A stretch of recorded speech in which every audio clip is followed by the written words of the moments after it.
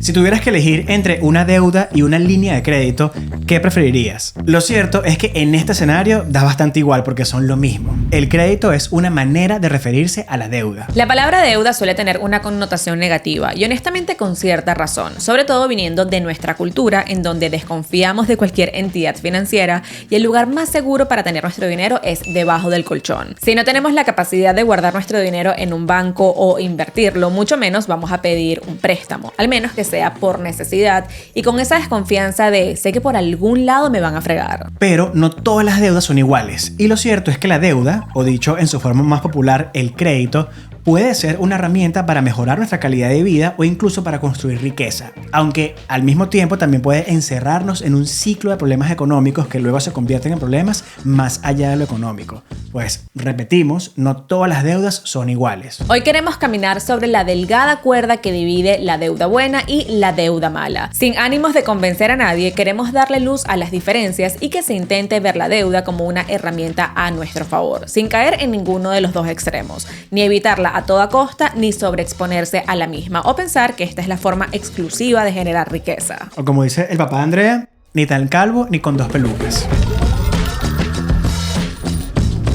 Hola a todos, somos Andrea y Carlos y bienvenidos una vez más al canal. En la última encuesta que hicimos, preguntamos cuál era un consejo financiero que podría ser engañoso o contraproducente. Y de más de 2000 votos, el consejo que todas las deudas son malas quedó de primer lugar como el más engañoso o contraproducente. Sabiendo que más de la mitad de la audiencia de endeudados vive en Estados Unidos, no nos sorprendió que esta fuera la opción ganadora. No solo porque el tema de la deuda efectivamente cae sobre dos polos opuestos, unos dicen que es lo peor y otros dicen que es lo mejor, y dependiendo de la persona esto puede ser contraproducente, sino porque nosotros como individuos que tenemos razonamiento cambiamos nuestra perspectiva en cuanto a la deuda o al crédito.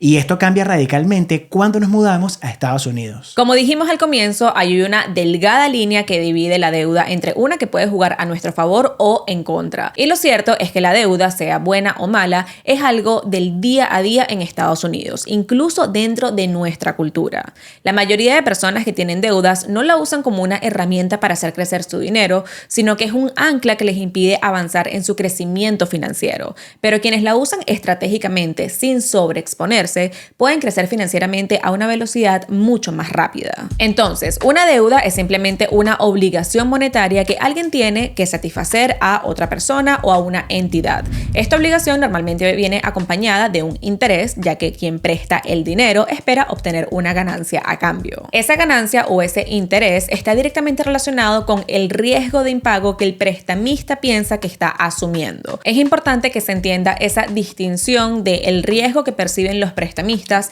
versus el riesgo que realmente están asumiendo. En muchos casos asumen mucho menor riesgo del que perciben, y en los casos que asumen exactamente el riesgo que perciben, la ganancia que esperan obtener suele ser mucho más elevada. Casos típicos de estos son los Shark Loans o Payday Loans, que se enfocan en personas de bajos ingresos o en situaciones financieras complicadas que en algunas ocasiones necesitan acudir a la deuda para cubrir gastos básicos, y por el hecho de ser personas con recursos limitados o situaciones financieras un tanto impredecibles, les cobran un interés abusivamente alto. Ahora, algo que tiene un impacto directo en la cantidad de interés que vamos a pagar como prestatarios es nuestra solvencia crediticia, conocido comúnmente como nuestro puntaje de crédito. Mientras más alto nuestro puntaje y más robusto nuestro reporte de crédito, los prestamistas perciben menos riesgo de impago. Por otro lado, existen las inversiones, que en términos simples es la asignación de un dinero en algún activo con el fin de obtener una ganancia en el futuro. Aunque esta ganancia no está asegurada, la misma suele determinarse al momento de realizar la inversión. Este es el caso cuando compramos una propiedad. La ganancia se determina al momento de realizar la compra. Quizás cambia con el tiempo, pero se hizo idealmente un análisis previo para saber la rentabilidad que se espera. O cuando invertimos en fondos indexados o incluso en acciones individuales. Aunque nuestra ganancia no está garantizada, la estamos determinando al momento de realizar la inversión. O bueno, como dijimos, idealmente. De hecho, en el mismo caso del prestamista y del prestatario, el prestamista está determinando su ganancia con el interés que está cobrando al prestatario. No es una ganancia asegurada, pero la está determinando al momento de prestar su dinero, no después. Y he aquí lo interesante y de dónde parte el concepto de deuda buena y deuda mala, ya que estando del lado del prestatario es posible invertir a través de la deuda, y en muchos casos esto se considera una deuda buena. Por supuesto que es aquí también donde comienzan las opiniones, que todas ambas son válidas, pero podemos definir la deuda buena y deuda mala de forma generalizada y a partir de ahí cada quien puede formular su propia opinión. Hay un consenso general en cuanto a la definición de estas deudas y generalmente cae en dos conclusiones. La primera conclusión dice que una deuda buena es cualquiera que puede ayudar a aumentar tu patrimonio, generar ingresos en el futuro u obtener alguna habilidad para mejorar tu calidad de vida. Es decir, mientras recibas un retorno positivo monetario o en oportunidades, se puede considerar una deuda buena. Esta conclusión, aunque es bastante lógica, suele poner de cierta forma el factor emocional por encima de la lógica financiera. No es que la parte financiera sea ignorada, pero el factor emocional juega un papel importante. Aquí vamos a encontrar préstamos para negocios, préstamos estudiantiles e incluso hipotecas. Muchos se basan en esta conclusión para justificar sus sesgos, especialmente al momento de adquirir préstamos estudiantiles o al comprar la casa de nuestros sueños, diciendo que es una inversión. Pero estas deudas no siempre van a ser buenas. Muchos negocios fracasan y las deudas quedan. Hay títulos universitarios que simplemente no son demandados y nunca compensan los miles de dólares o hasta cientos de miles de dólares del préstamo estudiantil, y la casa de nuestros sueños puede de un momento a otro convertirse en una pesadilla financiera. Aunque es una realidad que lo contrario puede ser cierto al mismo tiempo. La mayoría de negocios exitosos no escalan si no es a través de la deuda. Para una carrera exitosa en ciertos campos es obligatorio tener un título universitario y los préstamos estudiantiles se terminan pagando solos, y quizás la propiedad que compraste, que es la propiedad de tus sueños, no tuvo problemas y se revalorizó con los años y finalmente le viste el queso a la tostada. Ambas cosas pueden y suelen ser ciertas. Por ende, esta conclusión puede ser lógica, pero a la vez puede llegar a ser un tanto emocional. Y es aquí donde suele haber problemas. Sí, y escucha, hay personas que compran cualquier cosa y dicen que es una inversión como para justificarse la compra. Sí, hay demasiada gente que cae en deuda justificada. Y la típica de esa es un carro.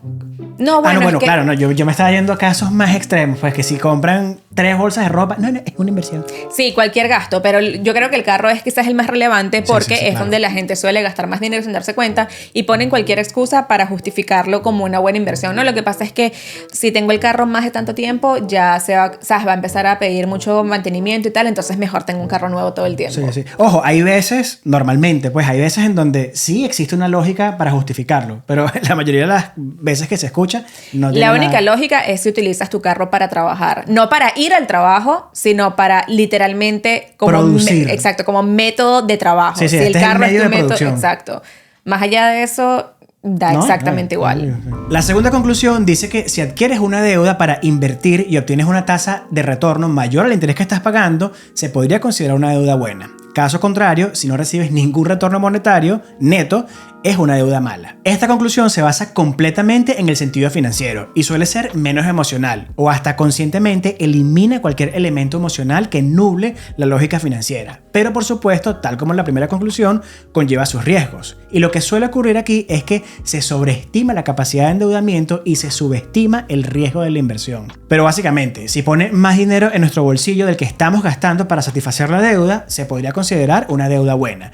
Pero si solo saca dinero de nuestro bolsillo, es una deuda mala. Aquí vamos a encontrar la inversión inmobiliaria, la inversión en negocios y por supuesto la inversión en bolsa con margen, siendo este último un perfecto ejemplo de subestimar el riesgo. Y no solamente en bolsa, esto pasa con cualquier tipo de inversión volátil en tiempo real, tipo cripto, futuros, forex, etcétera, etcétera, porque puedes utilizar margen a niveles astronómicos. Y siempre con ese tipo, bueno, no siempre, pero en la grandísima mayoría de los casos se sobreestima la cantidad de ganancia que van a obtener. No creo que se sobreestime la ganancia, creo que se está estimando la ganancia bien, lo que se subestima quizás es el riesgo que se está asumiendo. Y la probabilidad de obtener es la probabilidad de poder obtener esa ganancia. Normalmente los niveles de confianza en las personas que asumen el margen en este tipo de inversiones lo tienen por encima. Sí, entonces, claro, por supuesto. Claro, efectivamente es posible obtener un retorno extremadamente superior, pero la ¿qué tan probable es muy baja. Exacto. La diferencia entre las dos conclusiones es que una suele incluir el factor emocional, mientras que la segunda lo excluye y se basa únicamente en los números. Pero ambas pueden ser justificadas y son usadas todos los días para defender o atacar la opinión del otro. cuando en realidad ambos pueden tener la razón dependiendo de qué perspectiva la estamos viendo, por supuesto. Creemos que a partir de aquí cualquiera puede formular su propia opinión. Claramente nosotros tenemos la nuestra, así que vamos a verla. Tenemos ya súper claro que la deuda buena suele considerarse una inversión que hacemos para obtener un resultado positivo a futuro, específicamente uno monetario. No deberíamos fiarnos al 100% de esta definición porque aunque es posible obtener un retorno superior a través de la deuda que estamos asumiendo, no suele haber una garantía. Para que una deuda se pueda considerar buena, tiene que cumplir con ciertos requisitos y uno de los más importantes es la tasa de interés que estamos pagando y en cuánto tiempo planeamos pagar dicha deuda. Una deuda en tarjeta de crédito o un payday loan nunca va a ser consideradas deudas buenas por el interés que asumimos, obviamente con sus minúsculas excepciones como la típica si obtenemos una tarjeta de crédito a 15 o 18 meses sin intereses. Pero esto implica que este es tu plazo para hacer tu dinero crecer y quizás no sea suficiente y termines pagando mucho más en intereses que lo que pensabas originalmente. Bueno, y probablemente esa cantidad de meses sea corta para obtener un retorno superior a esa cantidad de interés. Sí, al menos que sea algo muy puntual, muy rápido, que ya lo tienes muy bien planificado. O sea, un negocio que sabes que te va a durar 12 meses, 15 meses en escalarlo, salir de toda la deuda, ya tenerlo listo, pagas la deuda y listo, y sigues ahí. La única manera, exacto, que ya todo esté completamente escrito. Sí, puede pasar. O sea, hay gente que lo hace y claro. Nosotros también hemos aprovechado eso. No recuerdo si fue con Bad Boy, la campaña de Bad Boy.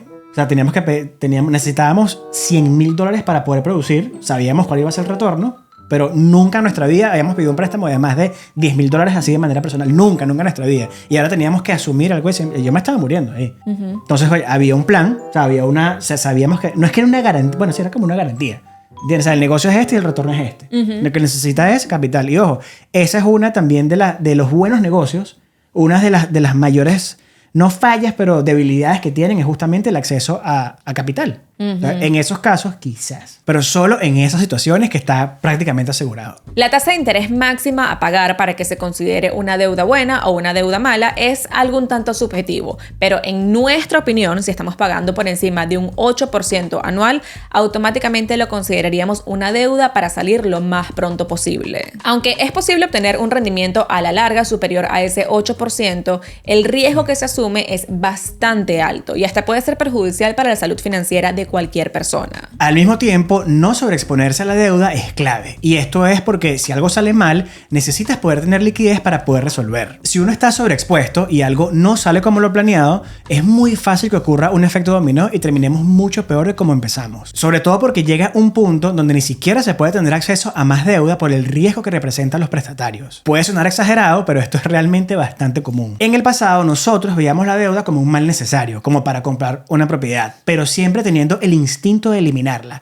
muy normal viniendo de nuestra cultura de antideuda. Sin embargo, cuando nos vimos en una posición de tener que tomar una decisión, encontramos un área gris en cuanto a este tema de la deuda buena y deuda mala, y es cuando estamos hablando de la vivienda. Cuando compramos nuestro segundo apartamento en Miami, sabíamos que lo queríamos como una inversión a largo plazo, pero planeamos vivirla al menos una década y no queríamos pagar esa deuda a 30 años. Entonces nuestra meta era pagarla lo más rápido posible. Nos organizamos para hacer un plan de pago hiperagresivo y pagarla en 5 años. Nuestra meta no era solo tener la propiedad paga, sino tener la cantidad de dinero que iba a la hipoteca disponible para invertir agresivamente en otros lados. Tendríamos menos de 40 años, un flujo de efectivo libre bastante alto y ninguna deuda. Sin contar, por supuesto, ese factor emocional de tener un lugar donde vivir completamente pago, el cual suele convenir en los periodos económicos difíciles, que sabemos que van a venir. Para ese entonces, nuestra tasa de interés era de un 4.25% anual, que no estaba mal, pero simplemente no queríamos ese pago mensual por 30 años y queríamos ahorrarnos lo más que pudiésemos de los intereses.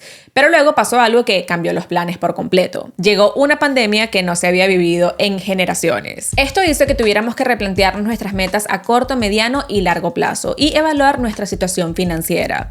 Paralelo a eso, vinieron las caídas en las tasas de interés, así que refinanciamos el préstamo a un 3% anual.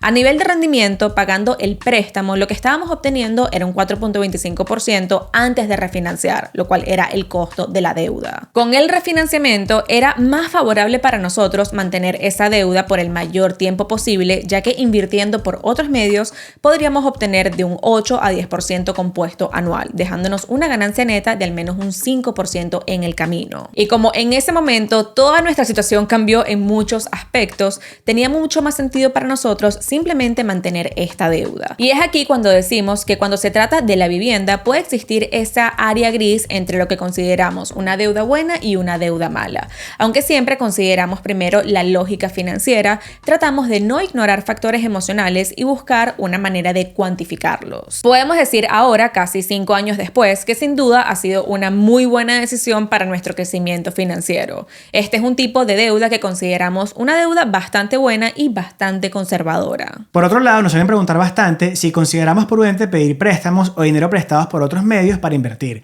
sea en bolsa, cripto u otros activos. Para nosotros, esto es un rotundo no por el riesgo que implica, principalmente por 2 factores, la volatilidad y las tasas de interés. Cualquier tipo de préstamo fuera de una hipoteca o similar van a tener intereses bastante elevados, posiblemente por encima de un 10% anual. Esto significa que para obtener un retorno superior a eso, vamos a tener que acudir a inversiones considerablemente de mayor riesgo y más volátiles y menos predecibles. Y muchas veces no compensa el riesgo. En mi opinión, la mayoría de las veces. Claro que esto ya es una decisión personal a tomar y entender el riesgo al que se está dispuesto a asumir. Pero en lo personal, no nos gusta especular a través de la deuda. Y cuando hablamos de inversiones volátiles, preferimos invertir nuestro propio dinero e ir construyendo riqueza a largo plazo. En estos escenarios no creemos que exista un área gris. Aquí hay que ser 100% racionales, darle toda la prioridad y la importancia a la lógica financiera y dejar el factor emocional completamente aislado. En definitiva, la deuda puede ser una herramienta poderosa si se usa con inteligencia.